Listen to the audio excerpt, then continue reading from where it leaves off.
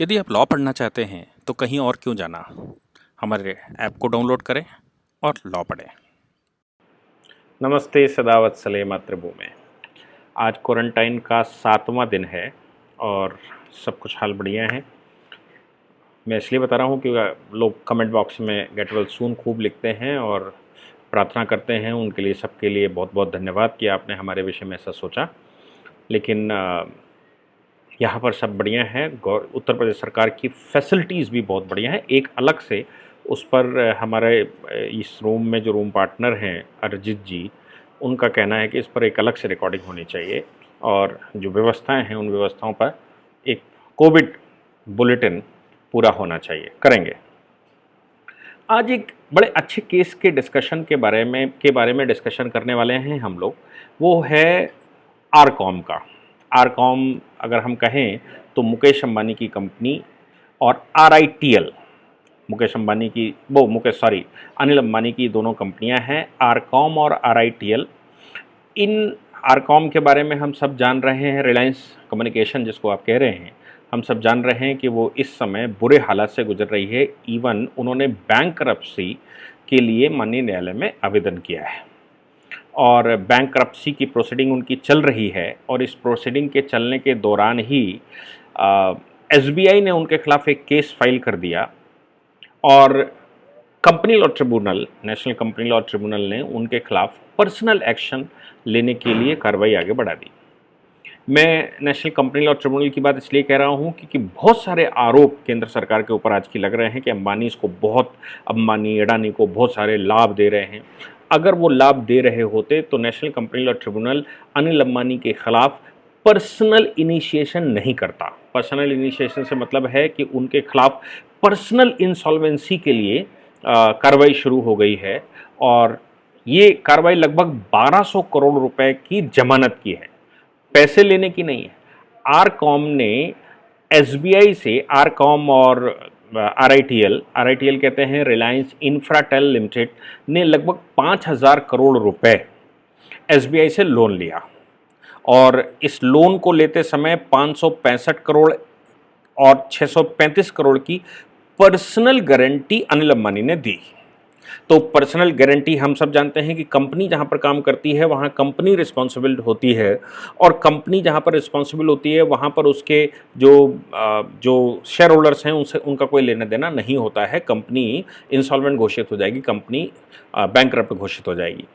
तो जाहिर सी बात है कंपनी तो अनिल अंबानी की है, लेकिन वो बैंकरप्ट घोषित हो रही। 2019 में उन्होंने एप्लीकेशन लगाया कि हमको बैंकरप्ट घोषित कर दिया जाए। बैंकरप्ट घोषित करने के लिए एप्लीकेशन तब लगाई जाती है जब कंपनी की एसेट से ज़्यादा उसके कर्जे हो जाते हैं। तो कंपनी का ऐसा कहना था कि उनके पास 33,000 करोड़ रुपए के लगभग एसेट्स हैं, जबकि 49,000 करोड़ 49,000 करोड़ के उनके ऊपर लोन्स हैं या उनके ऊपर बकाया है। अब 33 और 49,000 करोड़ का मामला है तो जाहिर सी बात है 15,000 करोड़ रुपए का डिफरेंस है। हालांकि SBI ने इसमें क्लेम करते हुए कहा कि ये जो क्लेम है वो 23,000 करोड़ रुपए का एसेट मुझे बताया जा रहा है, जो भी उन्होंने उसकी प्रोसीडिंग शुरू की, और बाकी 50,000 करोड़ रुपए के लगभग लोन्स हैं। यानी कि उनका कहना है कि अप्रॉक्स जब ये बैंकरप्ट घोषित हो जाएगी तो लगभग 50% पैसा ही वसूला जा सकता है।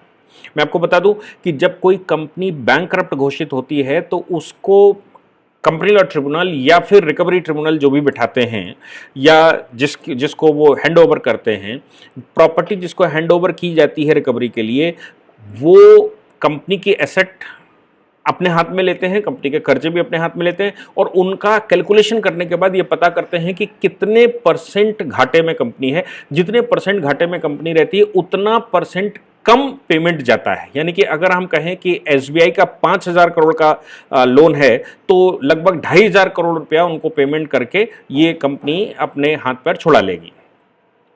तो 50% का उन्होंने बताया। इस बात को लेकर SBI ने क्या किया कि बैंकरप्सी की कार्रवाई तो नेशनल कंपनी लॉ ट्रिब्यूनल में चली रही थी और नेशनल कंपनी लॉ ट्रिब्यूनल ने क्या किया कि अनिल अंबानी के खिलाफ पर्सनल इंसॉल्वेंसी का मामला दर्ज कर लिया और प्रोसीडिंग शुरू कर दी।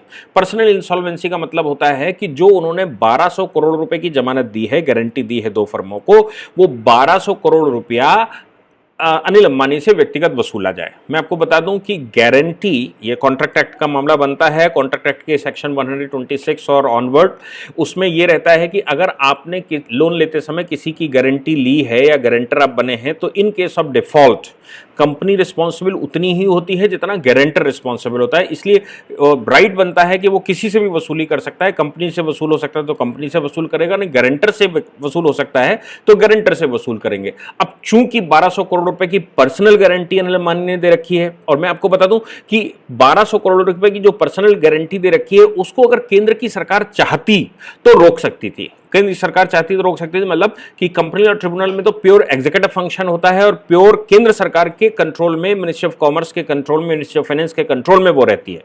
अब चूंकि कॉर्पोरेट जगत के ही ऑफिसर्स उसमें होते हैं, इसलिए केंद्र अगर चाहता तो उसको रोक सकता था, लेकिन केंद्र फेवरिज्म के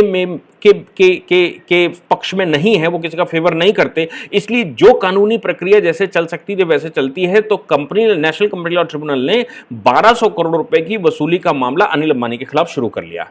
अनिल अंबानी इस बात को लेकर, ये दो प्रोसीडिंग्स हैं, मैं फिर से बता दूं, दो प्रोसीडिंग है। एक तो यह है कि कंपनी की बैंकरप्सी का केस चल रहा है, यानी कि दिवालिया का केस चल रहा है, तो कंपनी दिवालिया हो रही है। उसी दौरान कंपनी के इस दिवालिये पैसे में जिन लोगों ने भी कंपनी को लोन दिलवाया या जिन लोगों ने पैसा दिया, उन लोगों की जो पर्सनल गारंटी है, वो पर्सनल गारंटी का भी यहां पर मामला फंस रहा है। इसलिए एसबीआई चाहता है कि बैंकरप्सी के अलावा 1200 करोड़ रुपए अनिल अंबानी हमको डायरेक्ट दे दें, और बाकी का जो उनका 3800 करोड़ रुपए बचेगा उसका 50%, यानी कि 1200 करोड़ रुपए की एक्स्ट्रा वसूली हो सकती है, ये as per the contract act. तो जाहिर सी बात है कि अगर हो सकती है तो एसबीआई वसूली करेगी। कंपनी लॉ ट्रिब्यूनल के पास मामला गया, उन्होंने उसकी सैंक्शन दे दी। सैंक्शन देने के बाद मामला शुरू हो गया। अनिल अंबानी दिल्ली हाईकोर्ट गए। दिल्ली हाईकोर्ट ने नेशनल कंपनी लॉ ट्रिब्यूनल के ऑर्डर को स्टे कर दिया। इसके बाद Anil Ambani SBI supreme court गया, और सुप्रीम कोर्ट में उन्होंने कहा कि नेशनल कंपनी लॉ ट्रिब्यूनल का जो केस चल रहा है या जो प्रोसीडिंग चल रही है 1200 करोड़ रुपए की वसूली की, वो वसूली होने दी जाए। चूंकि ये पर्सनल गारंटी है, इसलिए अनिल अंबानी को इसमें नहीं छोड़ा जा सकता। बाकी बैंकरप्सी का जो मामला चल रहा है वो तो कंपनी का चल रहा है, वो अलग निपटेंगे, लेकिन जो वहां पर रिसीवर बैठा होगा वो सब कुछ कैलकुलेट करके बैंकरप्ट कंपनी को घोषित करेगा, और पैसा जो भी निकलेगा, डिफरेंस जो भी निकलेगा, वो डिफरेंस पेमेंट कर दिया जाएगा कंपनी के सारे एसेट्स बेचने के बाद। लेकिन 1200 करोड़ रुपए की वसूली तो अनिल अंबानी से हमको करनी चाहिए ना, इसलिए नेशनल कंपनी लॉ ट्रिब्यूनल के ऑर्डर को दोबारा रिन्यू कर दिया जाए और हाई कोर्ट के ऑर्डर को स्टे कर दिया जाए। हालांकि ऑनरेबल सुप्रीम कोर्ट ने कल उसकी प्रोसीडिंग को ध्यान में रखते हुए यह कहा कि नहीं, हाई कोर्ट के ऑर्डर में किसी भी प्रकार के इंटरवेंशन की आवश्यकता नहीं है पहले, लेकिन हाई कोर्ट को एक्सपीडाइट डिसीजन का ऑर्डर उन्होंने जरूर दिया है कि हाई कोर्ट ये तय करे, दिल्ली हाई कोर्ट ये तय करे कम से कम समय पर एक्सपीडाइटली कि वाकई में 1200 करोड़ रुपए की वसूली उनसे होनी चाहिए या नहीं होनी चाहिए, पर्सनल गारंटी का क्या मामला है। मेरा मानना ऐसा है कि 1200 करोड़ रुपए की उन्होंने पर्सनल गारंटी दी है, इसलिए अनिल अंबानी को वो देना पड़ेगा। कोर्ट के प्रोसीडिंग में थोड़े दिन तक खींचा जा सकता है, लेकिन बहुत लंबे समय तक इसको नहीं खींचा जा सकता है, क्योंकि कॉन्ट्रैक्ट एक्ट उनके अगेंस्ट में जा रहा है।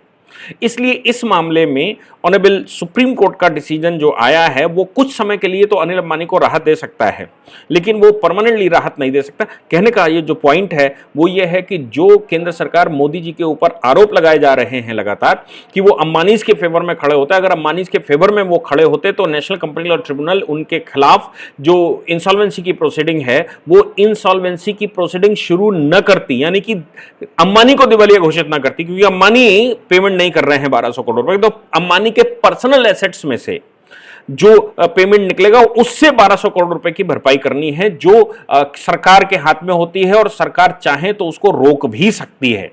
मैं इसलिए यहां पर ऑनरेबल सुप्रीम कोर्ट के डिसीजन को बहुत राहत वाला उनके लिए नहीं कहता, लेकिन केंद्र सरकार ने जो उनको रिलीफ नहीं दी वो उनके पब्लिक परसेप्शन को बिगाड़ती है, देश के पब्लिक परसेप्शन को बिगाड़ती है कि, और जो केजरीवाल लगातार अंबानीज को लाभ देने के लिए सरकार बनी है, केजरीवाल के बहुत सारे जो प्रश्न हैं उनको एक साथ जवाब देने के लिए ये एक अकेली मात्र प्रोसीडिंग सक्षम है। मुझे लगता है कि जो केंद्र की सरकार है आज की तारीख में, वो किसी का फेवरिज्म नहीं करते।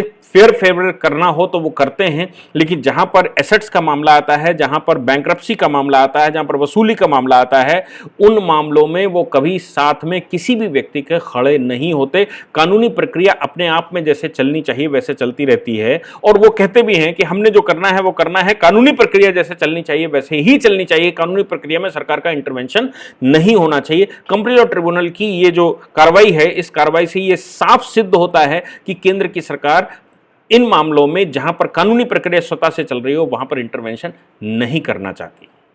इसके साथ ही मुझे लगता है कि इस विषय को हम क्लैरिफाई कर पाए। Thank you. इस पूरी ऑर्गेनाइजेशन को चलाने के लिए आप नीचे डिस्क्रिप्शन से हमारे ऐप को डाउनलोड कर सकते हैं, जिससे कि लॉ स्टूडेंट्स को, लॉयर्स को और आम आदमी जो लॉ जानना चाहता है वो पेड प्लस फ्री क्लासेस का लाभ ले सकता है।